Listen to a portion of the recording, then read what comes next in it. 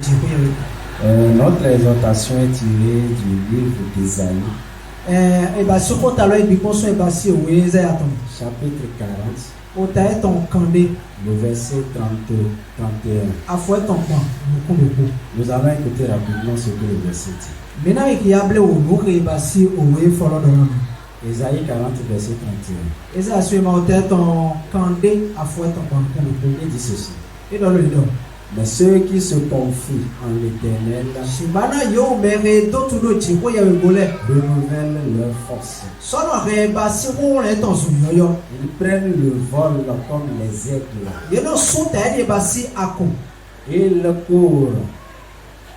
Ils courent et ne se lassent point. Ils marchent et ne se fatiguent point. Alléluia. Amen. Alors si nous en tenons au verset, nous voyons que le verset il dit que l'Éternel renouvelle la force de ceux qui se confient en lui. Il dit que ceux qui se confient en l'Éternel, ils prennent le vol. Ils prennent le vol comme l'aigle. Ils courent mais ils ne se fatiguent pas. Ils marchent mais ils ne se fatiguent pas. Alléluia. Amen. Alors, parmi les oiseaux du ciel, vous savez, il en a un dont le vol est vraiment majestueux. Il s'agit de l'aigle.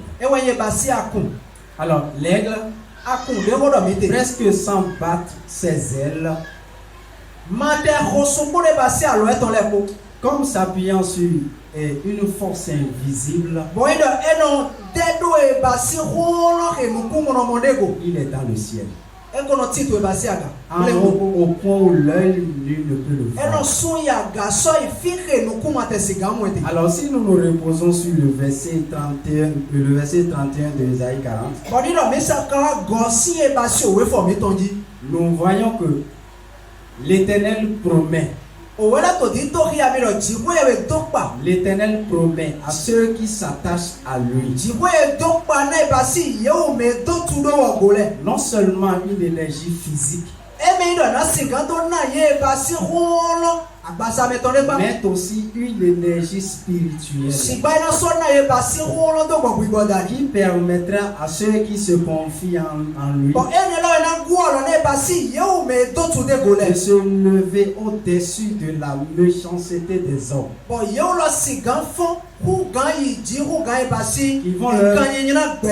Qui vont leur permettre de se lever au-dessus des difficultés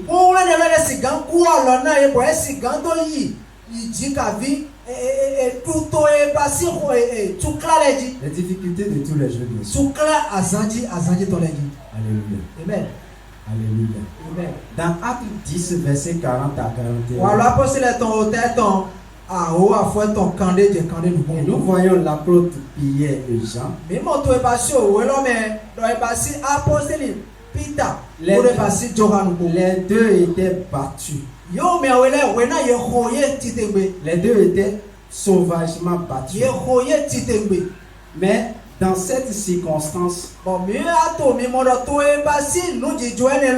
se réjouissaient du fait qu'ils s'estiment qu'ils ont eu part aux outrages pour le Seigneur.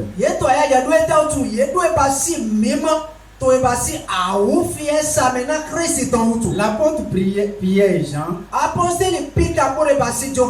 nous avons constaté que ils ont été sujets de cette énergie spirituelle dont nous parle Ésaïe 40, verset 31.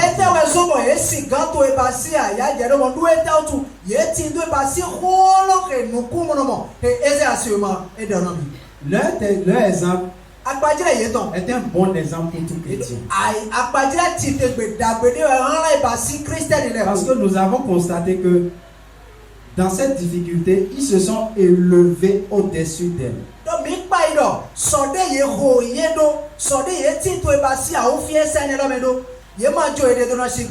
Ils ne se sont pas laissés à cette difficulté qu'ils connaissaient. Mais ils se sont plutôt focalisés sur le Seigneur. Ils ont posé leur regard sur Jésus, l'auteur de leur foi. Celui qui les a procuré cette énergie. Celui qui les a procuré cette force-là. Qui les a permis de se lever au-dessus de cette difficulté. Dans Actes 16, verset 25 aussi, nous voyons le Seigneur qui a aussi soutenu l'apôtre Paul et Silas. Les deux, ils étaient sauvagement battus injustement à cause de leur foi. Alléluia. Amen. Mais on se demande dans cette difficulté-là, comment ces deux-là ont pu se lever au-dessus de cette difficulté, de cette souffrance qu'ils connaissaient. Si ce n'est pas qu'ils ont eu part à cette énergie spirituelle de la part du Seigneur. Dans cette souffrance-là, Paul et Jean, ils chantaient des cantiques. Alléluia. Amen. Bien-aimé dans le Seigneur. Bien-aimé dans le Seigneur. Est-ce que vous savez que l'énergie spirituelle dont nous parlons là, est-ce que vous savez que cette force dont nous parlons là, est-ce que vous savez qu'elle est toujours disponible là? Vous savez qu'elle est toujours disponible à la portée de vous et moi aujourd'hui.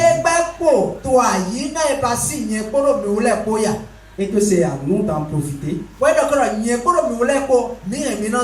Alléluia. Amen. Vous savez, pour en profiter de cette énergie, pour en profiter de cette énergie, pour en puiser de cette énergie, il nous suffit premièrement d'être ancré dans la connaissance de Jésus.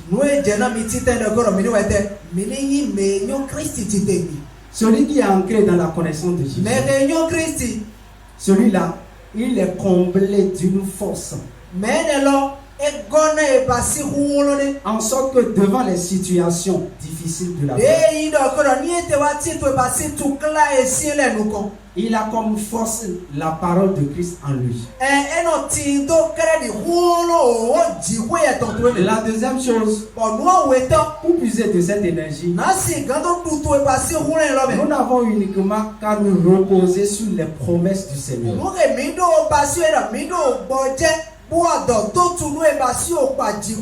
La troisième chose, les expériences répétées de l'accomplissement dans notre vie de tous les jours, les promesses du Seigneur constituent cette force-là aussi pour nous.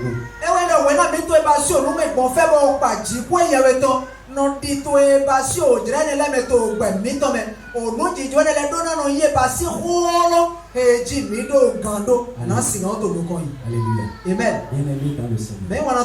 Vous savez, pour que cette énergie-là soit renouvelée au quotidien, cela dépend d'une seule chose. C'est quoi la chose? C'est toujours s'attendre au Seigneur. S'attendre à Dieu. Et quand on dit que quelqu'un s'attend à Dieu, cela veut dire que celui-là, ce dernier, il compte uniquement sur le Seigneur.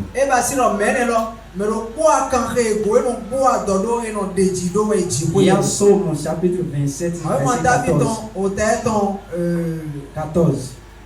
Psaume 27, 14, il nous dit ceci. Il dit, attends-toi à l'Éternel, fortifie-toi, et que ton cœur sois ferme. Oui, attends-toi à l'Éternel. Bien aimé dans le Seigneur. Nous avons vu dans la vie de Pierre et de Jacques, dans la vie de Paul et de Silas, ces apôtres-là, ils se sont reposés sur le Seigneur dans la difficulté qu'ils traversaient. Nous avons vu que le Seigneur les a procuré cette force-là dont nous parlons. Et cette énergie les a permis de se lever au-dessus de la difficulté.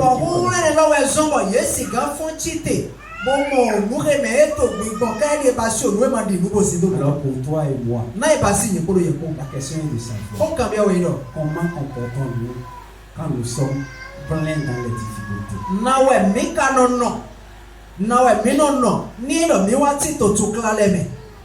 Quelles sont nos pensées? Qu'est-ce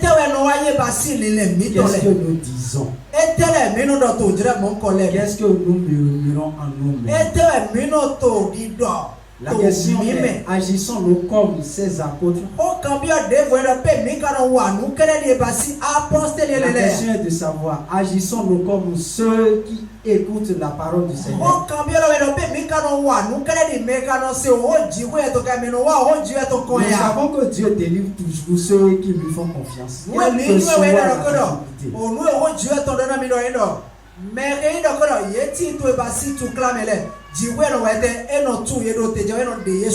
Et quand le Seigneur délivre,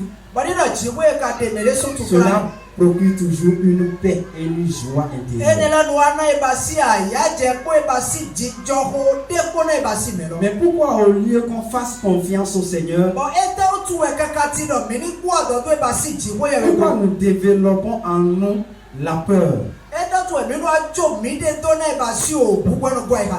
Alléluia. Amen. Pourquoi ne pas nous appuyer sur le Seigneur pour bénéficier de cette force divine?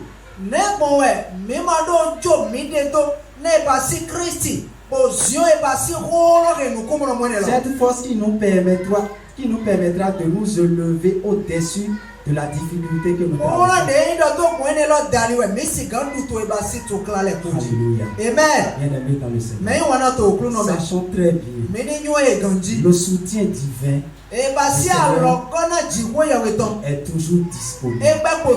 Si nous nous reposons, si nous reposons notre confiance en Dieu, nous profiterons donc de cette force divine comme les apôtres.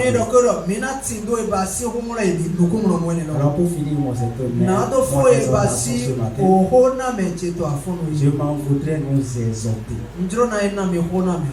Au lieu de poser nos regards sur ce que nous traversons au quotidien, au lieu de poser nos regards sur ce que le diable voudrait qu'on pose nos regards sur,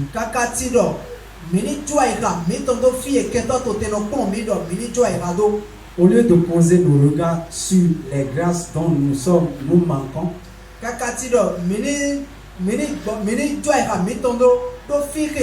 je voudrais nous demander ceci. Agissons comme ces apôtres. Qu'est-ce qu'ils ont fait? Ils se sont reposés sur le Seigneur. Ils ont gardé leur confiance en Dieu. Ils savent qu'eux-mêmes, ils ne peuvent pas se soustraire de cette situation. Ils savent qu'uniquement avec l'aide du Seigneur, ils peuvent sentir. Alors, je ne sais pas ce que tu traverses. Je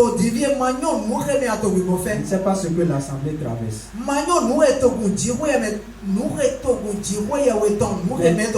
Je voudrais qu'ensemble que nous sachions que la confiance en Dieu est toujours profitable. Quand nous faisons confiance en Dieu, Dieu en retour, il nous donne son énergie. Il nous donne ce courage-là. Il nous donne cette force-là.